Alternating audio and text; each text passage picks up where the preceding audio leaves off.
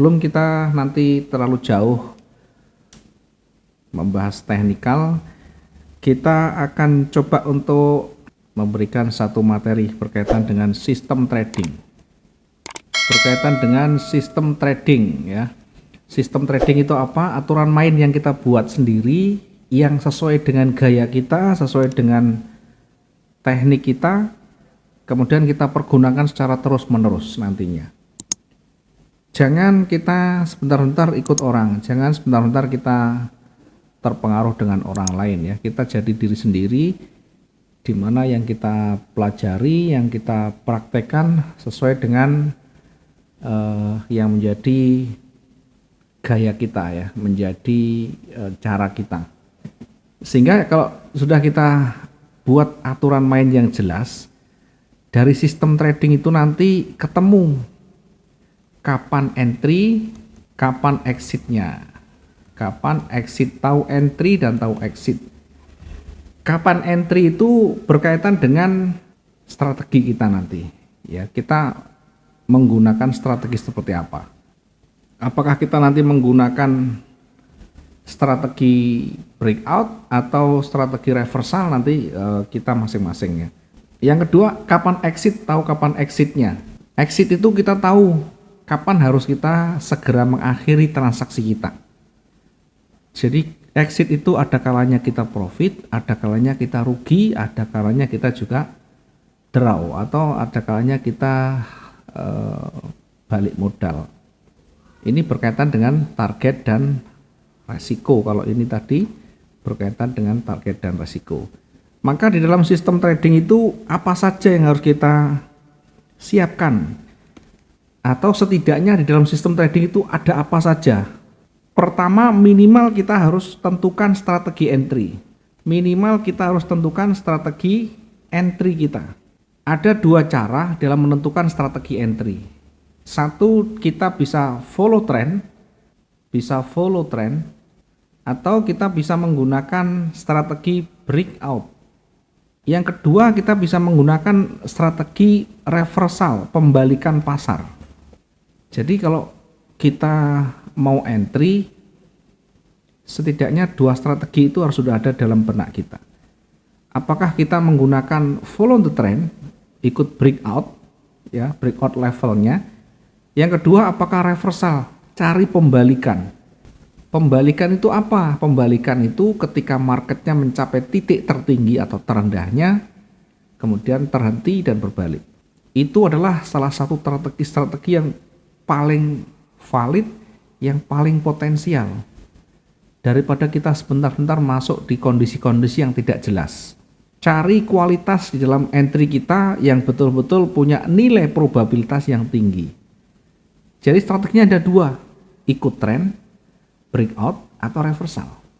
Jangan kita masuk di posisi-posisi yang tidak jelas, posisi yang harganya atau posisi pasar yang lagi sideways datar, betul-betul naik dan turunnya itu sama.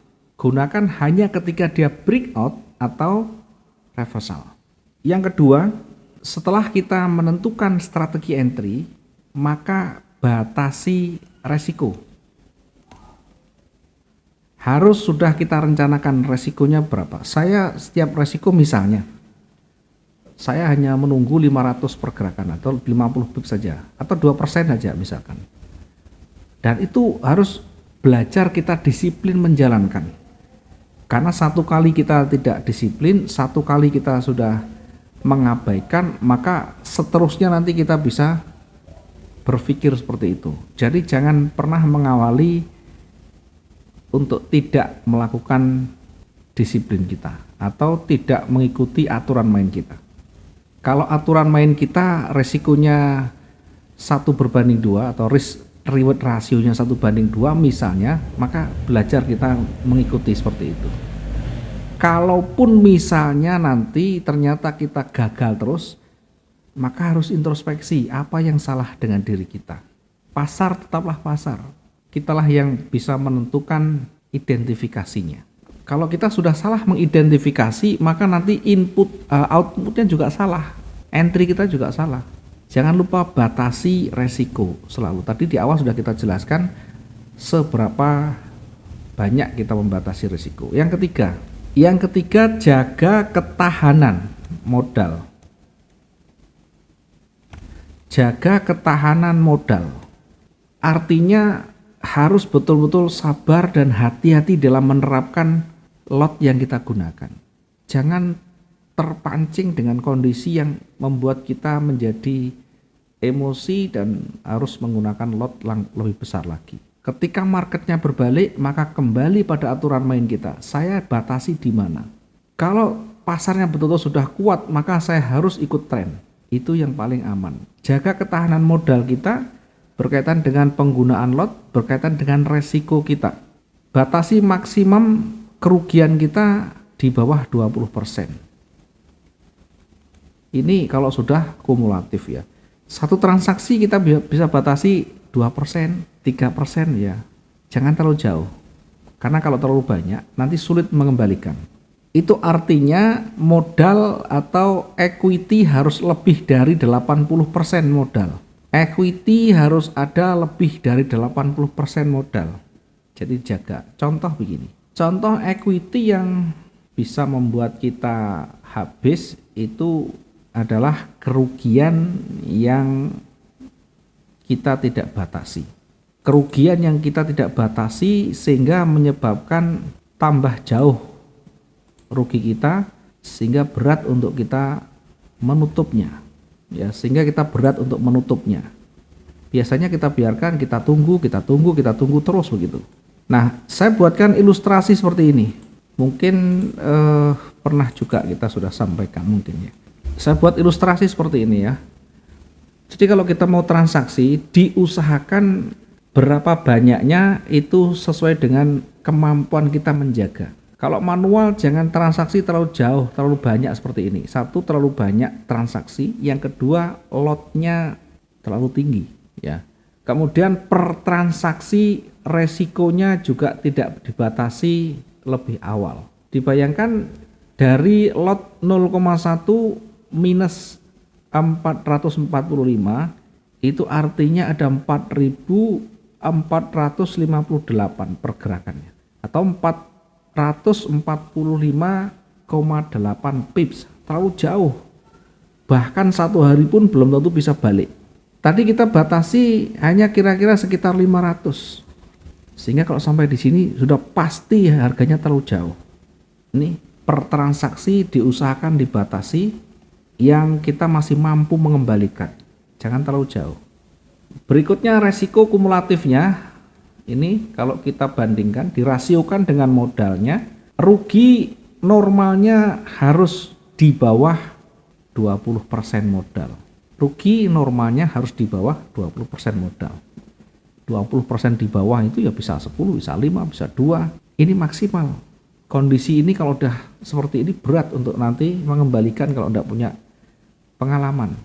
Maka jaga seperti yang awal, 2% per modal, maksimal 5 kali transaksi gagal, maka tutup, kita introspeksi. Ada yang salah dengan diri kita. Kemudian equity di sini jaga lebih dari 80%. Sementara margin level ini bergantung pada leverage-nya. Bergantung pada leverage-nya. Kalau kita semakin tinggi leverage-nya, tiba-tiba nanti margin level ini bisa drop dengan cepat karena banyaknya transaksi. Oke, ini berkaitan dengan ketahanan ya. Kita kembali ke materi tadi ya, sistem trading. Jaga ketahanan modal. Perhatikan lotnya, perhatikan minusnya. Yang keempat adalah strategi untuk exit. Harus tahu strategi exit. Strategi exit. Tadi ada cara entry atau kapan entry, kapan exit. Exit itu cara kita close, apakah plus minus atau plus. Tadi di awal kita sudah jelaskan dengan menggunakan sistem recovery. Bisa menggunakan cut loss, bisa menggunakan SL, bisa menggunakan sweep, bisa menggunakan averaging. Silahkan dipilih. Yang terakhir, yang kelima, yang menjadi penutup adalah buat catatan kecil. Buat catatan kecil. Setiap transaksi kita buat catatan. Saya entry dengan dasar ini. Kemudian nanti hasilnya seperti apa kita buat oret-oretan sendiri. Bahasanya adalah journal trading. Dalam jurnal trading mungkin kita bisa kasih tanggalnya, kasih jamnya, mata uangnya apa, kemudian entry di harga berapa, kemudian dikasih petunjuk lagi dasarnya apa. Setiap hari, setiap kita transaksi kita catat, besok pagi harinya kita evaluasi. Jadi itu satu hari ini kita evaluasi besok, satu hari ini kita evaluasi besok, terus begitu. Inilah yang menjadi pembelajaran yang terbaik buat kita. Untuk memperbaiki kualitas trading kita, tentu belajar banyak dari pengalaman. Pengalaman siapa? Pengalaman diri kita sendiri, bukan orang lain. Mungkin orang lain bisa memberikan inspirasi, bisa memberikan masukan, tapi pengalaman kita sendirilah yang nanti mengajari kita ke arah yang lebih baik tentunya, yang sesuai dengan gaya kita. Oke, ini sistem trading yang harus diperhatikan.